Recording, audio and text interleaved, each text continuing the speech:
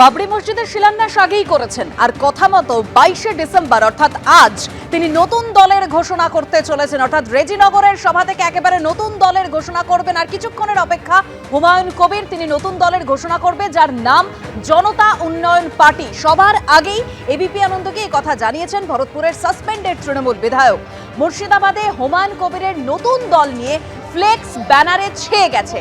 বাংলার জনসাধারণের স্বার্থে নতুন দলের সূচনা হচ্ছে, ফ্লেক্স ব্যানারে সেটা উল্লেখ রয়েছে। হুমায়ুন কবিরের সভায় জড়ো হওয়া সমর্থকদের মধ্যে হাজির রয়েছেন মিমের সমর্থকরাও এবং হুমায়ুন কবির তিনি বলছেন তারা আজ তার যে নতুন দল সেই দলে যোগদান করবেন। আর নতুন দল তৈরির দিনই আরো বেশ কয়েকটি আসনে প্রার্থীর নাম ঘোষণার সম্ভাবনা হুমায়ুন কবিরের। রেজিনগর ও বেলডাঙ্গা থেকে তিনি নিজেই লড়বেন, আরো 2 হুমায়ুন কবির লড়বেন 2টি আসনে। আর কি বললেন হুমায়ুন কবির তিনি শুনুন। আরও একটা বড় চমক, যেদিন নতুন দল তৈরি হচ্ছে সেদিনই কিন্তু বেশ কয়েকটা আসনে প্রার্থীর নামও ঘোষণা করে দিতে পারেন হুমায়ুন কবির। তিনি নিজে লড়বেন কোন কোন দুটো সিট থেকে? আমি 2টো সিটে লড়বো, 70 রেজিনগর, 71 বেলডাঙ্গা।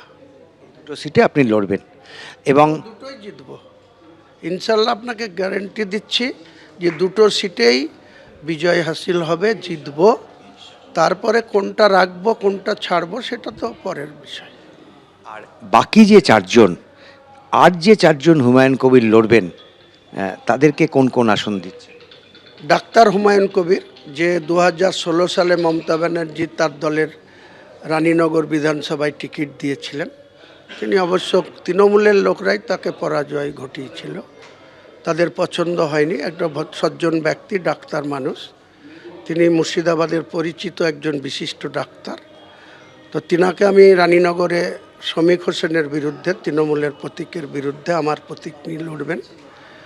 আর একজন হুমায়ুন কবির ভগবান গোলাই, আর যে বর্তমান রিয়াত হোসেন যে এমএলএ বাই ইলেকশনে 9,000 না 10,000 ভোটে জিতেছে, তার বিরুদ্ধেও আমার দলের আর একজন হুমায়ুন কবির ভগবান গোলার বিশিষ্ট ব্যবসায়ী, তেনার নামও আজ হবে। তার মানে 4টে হুমায়ুন কবির আজকে মুর্শিদাবাদের রানীনগর, তারপরে ভগবানগোলা আর বেলডাঙ্গা আর রেজিনগর। এক হুমায়ুন কবির 2টোতে কন্টেস্ট করবে। আর একজন হাজি মানুষ, যাকে আমি বাংলার যে কটা জেলা আছে তার মধ্যে পশ্চিম মেদিনীপুর জেলার সভাপতি হিসাবে ডিক্লেয়ার করব। একটাই সভাপতি ডিক্লেয়ার হবে আজকে, স্টেট কমিটি হবে টোটাল, বাকি একটাই সভাপতি পশ্চিম মেদিনীপুরের ওই হাজি সাহেব। ওনাকেও ওখানে গ্রামীণ আর শহর 2টো সিট আছে, যেটা দিলীপ ঘোষ এমএলএ ছিলেন, সেই সিটটা এখন কবে করব কাকে করব সেটা পরে নির্ণয় নেব। আজকে 4জনের নাম ঘোষণা। 4জন না, বেশি হবে, 4জন প্লাস একটা 5জন বললাম গ্রামীণ খড়গপুর, তাহলে 5জন। হ্যাঁ, প্রার্থী জেলা প্রেসিডেন্ট প্লাস প্রার্থী গ্রামীণ খড়গপুরের, এটা হলো। আর একটাও সম্ভাব্য হতে পারে মালদা বৈষ্ণবনগর সিট, উনি এসে গেছেন, ওটা মহিলা প্রার্থী করব। কারণ আমাকে তো সমন্বয় রাখতে হবে, মহিলাদের রাখতে হবে, জেনারেল রাখতে হবে, OBC, schedule caste, schedule tribe, মানে হুমায়ুন কবির নাম নিয়ে যদি আপনার দলে কেউ আসে তাহলে তার প্রার্থী হওয়ার একটা সম্ভাবনা রয়েছে। আর একটা হুমায়ুন কবির সম্ভাবনা প্রবল, সেটা হচ্ছে রামপুরহাটের হুমায়ুন কবির। সেও বিশিষ্ট ব্যবসায়ী, টনচিপের তার কয়েকটা আছে, খাদান আছে।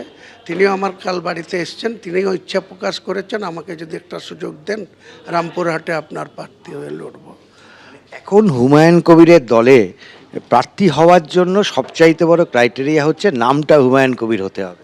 হুমায়ুন কবিরের অপর নাম ভাগ্যবান, তাহলে ভাগ্যবান যারা হবে তারা তো নিশ্চয়ই গুরুত্ব পাবে। কর্মসূচি ইতিমধ্যেই শুরু হয়ে গিয়েছে। রেজিনগরের যে সভা মঞ্চ, সরাসরি সেই ছবি আপনারা দেখতে পাচ্ছেন এবং হুমায়ুন কবির তিনি নিজেই জানিয়েছেন এই সভা মঞ্চ থেকে আরো বড় চমক অপেক্ষা করছে। সরাসরি সেই সভাস্থলের সামনে থেকে আমাদের প্রতিনিধি পার্থপ্রতিম ঘোষ এই মুহূর্তে রয়েছেন। পার্থ,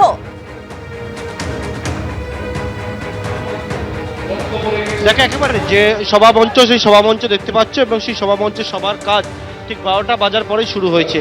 যে মঞ্চে হুমায়ুন কবির তিনি নিজে উপস্থিত রয়েছেন এবং থেকে একেবারে আজকে তাদের যে নতুন দল হুমায়ুনের যে নতুন ইনিংস শুরু, সেটা হচ্ছে জেইউপি অর্থাৎ জনতা উন্নয়ন পার্টি। এবং সেই জনতা উন্নয়ন পার্টির আজকে সূচনা হচ্ছে। কিছুক্ষণ পর অফিসিয়ালি হুমায়ুন কবির এই যে তাদের যে জনতা উন্নয়ন পার্টি তার কিন্তু নাম ঘোষণা করবেন এবং তাদের যে আগামী কর্মসূচি সেই কর্মসূচি কি রয়েছে সেটাও কিন্তু আজকে এখানে বলা হবে।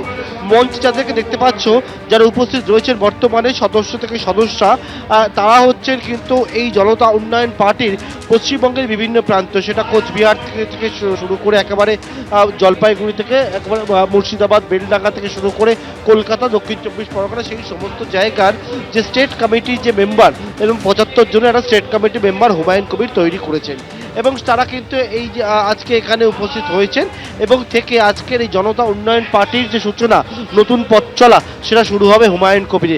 বাবরি মসজিদের শিলান্যাস এবং তার পরবর্তীকালে হুমায়ুন কবিরকে দল থেকে সাসপেন্ড এবং তার পরবর্তীকালে একবারে সাসপেন্ডেড বিধায়ক তিনি কিন্তু ঘোষণা করেছেন নতুন দল ঘোষণা আজকের দিনে এবং সেই মতোই সেই প্রস্তাবিত আবার যে ঘোষণা, সেই ঘোষণা অনুযায়ী আজকে কিন্তু তার নতুন দলের সূচনা যে কর্মসূচি সেটা শুরু হয়ে গেছে।